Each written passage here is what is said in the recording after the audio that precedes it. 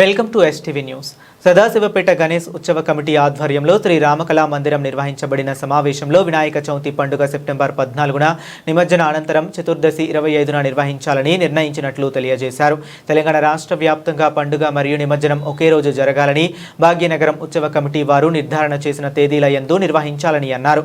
అదే ప్రకారం తెలంగాణ రాష్ట్రం మొత్తం ఒకే రోజు జరుపుకోవటం సంతోషంగా ఉంటుంది అని సదాశివపేట గణేష్ ఉత్సవ కమిటీ వారు అన్నారు.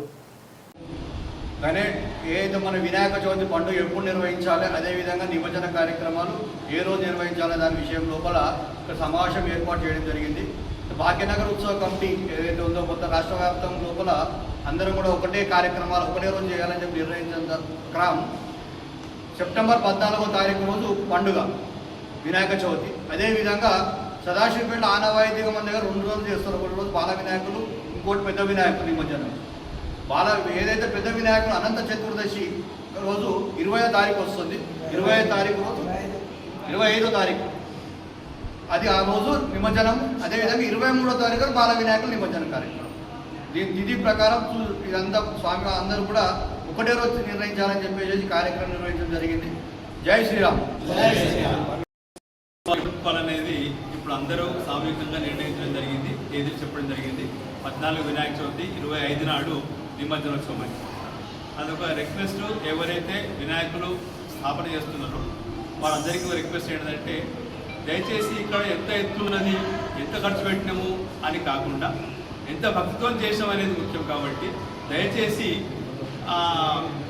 వేరే విధంగా అనుకోకుండా ఆ రోజు ఎంత భక్తితో చేస్తున్నాం, ఎంత మంచిగా పూజ చేస్తున్నాం, అది మన సదాశివపేటకు కానీ మన అందరికి కానీ చాలా ఉపయోగపడుతుంది. కాబట్టి దయచేసి ఈ విషయాన్ని అందరూ గమనించాలని కోరుకుంటూ రాజా రామచంద్ర భగవానికి జై. శ్రీ గణేశాయ నమః. మరి వచ్చేటటువంటి పండుగ సెప్టెంబర్లో వినాయక చవితి ఏ రోజు చేసుకున్నారు?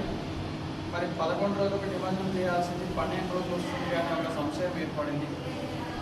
తిథి ద్వయం అంటే ఒక తిథి 2 రోజులు రావడం వల్ల ఒక రోజు మనకు ఎక్కువగా అనిపిస్తుంది.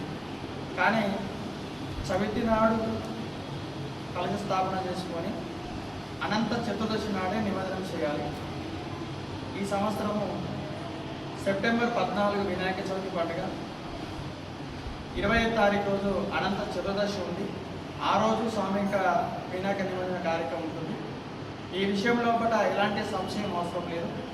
ఇదే కాకుండా తెలంగాణ ప్రాంతంలో పండుగలు ఎప్పుడు జరుపుకోవాలి, ఏ తేదీలో జరుపుకోవాలి అనేటటువంటి నిర్ణయం చేసేందుకు ఒకటి విద్వత్సభ ఉంది.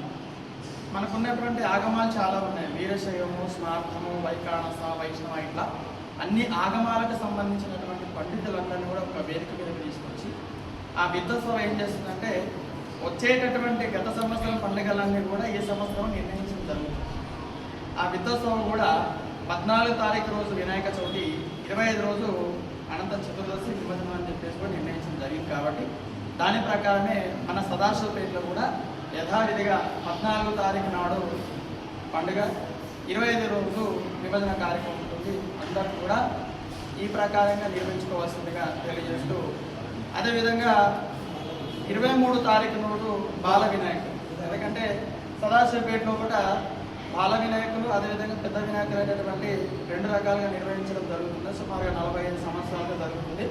అది సెప్టెంబర్ 23 పెద్ద వినాయకులకు సంబంధించి, సెప్టెంబర్ 25 నిమజ్జన కార్యక్రమం ఉంటుంది. కాబట్టి ఈ ఉత్సవ కమిటీ సదాశివపేట నిర్ణయించింది కాదు. ఇది భాగ్యనగరం, హైదరాబాదు, తెలంగాణ రాష్ట్ర వ్యాప్తంగా కూడా ఒకే రకమైనటువంటి విధంగా పండుగ కానీ నిమజ్జనం కానీ ఒకే తిథి ఒకే తేదీ ప్రకారం జరుపుకోవాలని నిర్ణయించినారు. మనం కూడా భాగ్యనగరం వారు నిర్ణయించినటువంటి ఆ తేదీల ప్రకారమే సదాశివపేటలో కూడా నిర్వహించడం జరిగింది. కాబట్టి అందరం కూడా 14 నాడు పండుగ, 25 నాడు నిమజ్జన కార్యక్రమం చేసుకోవాల్సిందిగా తెలియజేస్తూ శుభం భవతి.